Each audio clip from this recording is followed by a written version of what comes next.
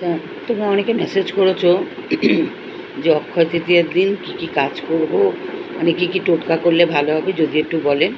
তো সেই জন্য আমি তোমাদের উদ্দেশ্যেই ভিডিওটা বানালাম। অক্ষয় তৃতীয়ার দিন অবশ্যই যেটা করবে, সবার আগে খুব তাড়াতাড়ি স্নানাদি করবে, করে একটুখানি আমের যে পল্লব সেটা 11টা নিয়ে দেবে।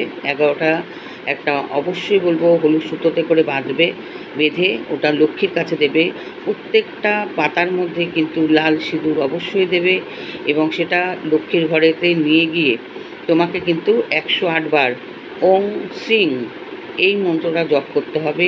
তারপরে ওই যে মানে তোমার আমের পল্লবের যে মালাটা তুমি গাঁথো, ওটা তোমার বাড়ির সদর দরজায় দিতে হবে, এবং একটু হলুদ, সিঁদুর, চন্দন তিনটেকে একসঙ্গে মিক্স আপ করে অবশ্যই একটা স্বস্তিক নিজের বাড়ির সদর দরজায় দিয়ে দাও।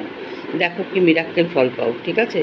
আর যাদের বিবাহ হচ্ছে না তাদের জন্য বলবো, অক্ষয় তৃতীয়ার দিনকে তোমরা কিন্তু কাজ করতে পারো। অপরাজিতা ফুল এনে সেটাকে অবশ্যই শিবের কাছে অর্পণ করো। যদি সেখানে দুর্গা মা থাকে তো খুবই ভালো হয়। শিবের কাছে দেওয়ার পরে শিব এবং পার্বতীর মন্ত্র একসঙ্গে উচ্চারণ করতে হবে, ওং নমঃ শিবায় নমঃ, আর ওং দুর্গা দুর্গে রক্ষণে রক্ষণে স্বাহা। ঠিক আছে?